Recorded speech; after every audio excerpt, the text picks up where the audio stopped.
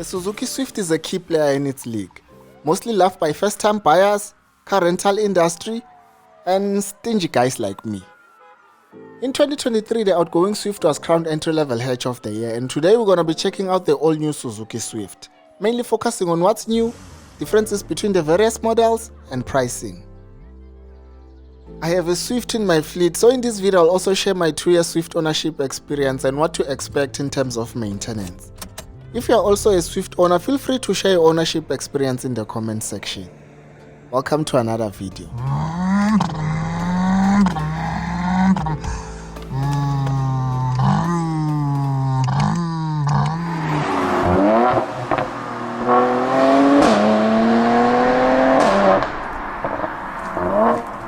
Caesar got naked at the barbershop. You can get naked anywhere. When I first saw pictures of this car, I didn't like it. I even called it the new ugly Swift in one of my videos. After seeing it in person for the first time at the Festival of Motoring, I kind of warmed up to the new design. But I still feel like Suzuki failed to design a gender-neutral car with this model, cause it's just too cute.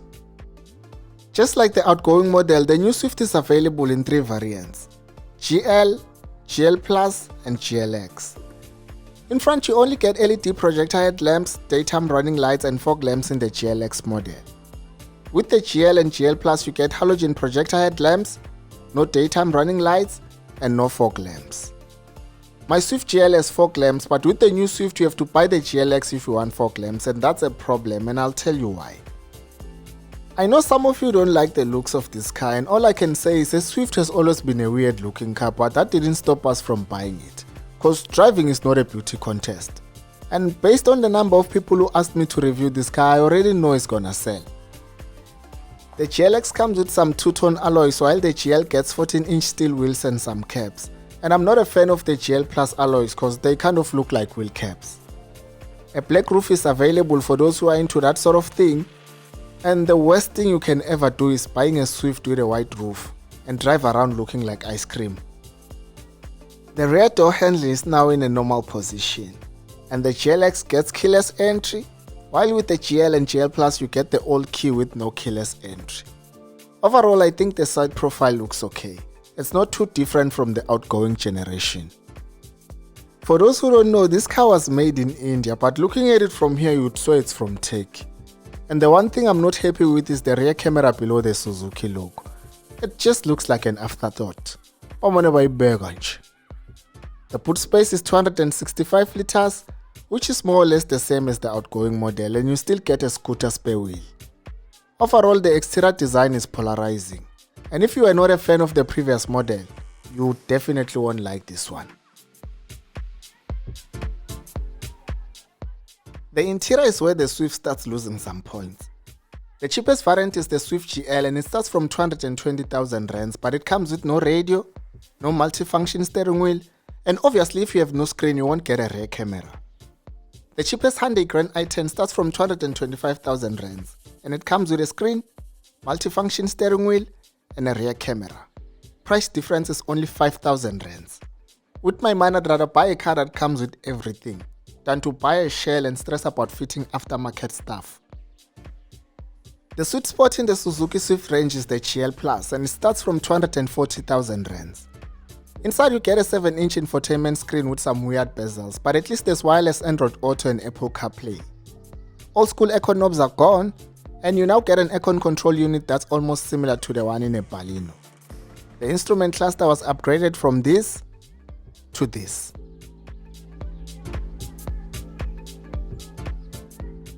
The Swift is a small car, but it's quite spacious inside and the seats are comfortable. If you are short, the seat height is adjustable, unlike in my Swift GL. If you don't believe that the Swift is spacious, this is the legroom when I'm sitting behind my driving position. With the new Swift you get 6 airbags across the range, and I think Suzuki deserves some credit for that because other brands are selling 400,000 rand cars with only 2 airbags. The Kia Picanto crosses the 300,000 rand mark, and it only comes with 2 airbags. I'm not a fan of fully spec budget cars, but if you are into that sort of thing, you can go for the Swift GLX and pay 265,000 rands. The problem with that is with 265,000 rands you can get a brand new Berlin and go home with 10,000 rands change. So the price overlap leaves the Swift GLX in an awkward position. And also it's not a must to buy a brand new car. So think about all the decent used cars you can get with your 265,000 rands. If you opt for the Swift GLX, you'll get a 9-inch infotainment screen with Android Auto and Apple CarPlay. There's no center armrest, but at least there's cruise control for long trips. The previous GLX had no cruise control. You already know the aircon control unit is from a Baleno, and believe it or not, this car has pedal shifters. 3-cylinder engine producing 60 kilowatts and 112 Newton meters of torque. What are you gonna do with pedal shifters? The outgoing Swift had a 1.2 liter 4-cylinder engine producing 61 kilowatts and 113 Newton meters of torque, with a claimed average fuel consumption of 4.9 liters per 100 kilometers. With my Swift, I'm always hovering around 5, and that's not far off from the claimed figure. The new Swift has lost one cylinder and is now powered by a 1.2 liter 3-cylinder engine, producing 60 kilowatts and 112 Newton meters of torque, with a claimed average fuel consumption of 4.4 liters per 100 kilometers for the manual transmission and 4.6 for the CVT. I honestly think Suzuki deserves some credit for trying to improve the Swift. We complained about poor headlamps, they gave us projector headlamps. We complained about safety, they gave us 6 airbags. We complained about AMT, they switched to CVT. With other brands, you complain about manual windows and manual side mirrors, and in the new model you get the very same things you are complaining about. When they start seeing flames, they will blame China.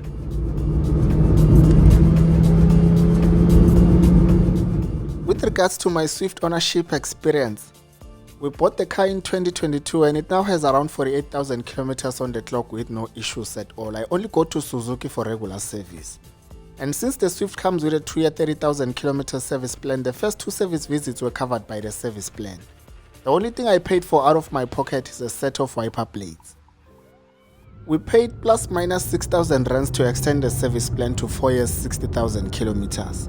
So the third service at 45,000 kilometers was covered by our extended plan. Cost of third service was around 3,000 rands.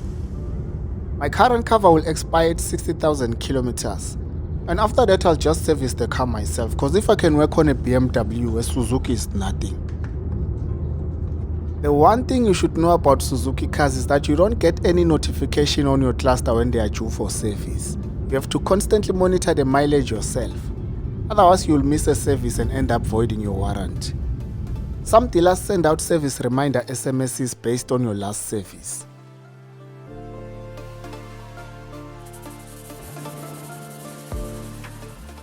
So far I've only made one insurance claim for a cracked windscreen through the Naked app and got a new windscreen within 2 days. Overall the Swift has been so good, I don't see myself selling it anytime soon. In my honest opinion, the sweet spot in the new Swift range is the GL Plus at 240,000 rands.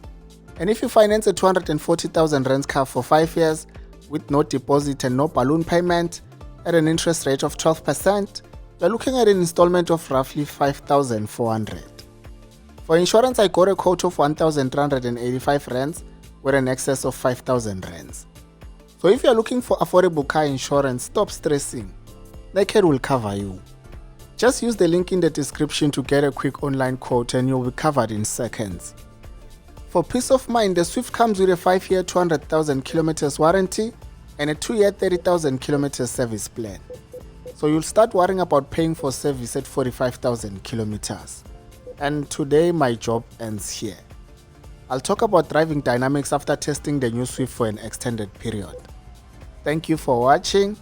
Don't forget to like, share and subscribe to the channel for more car content in a Mzansi context.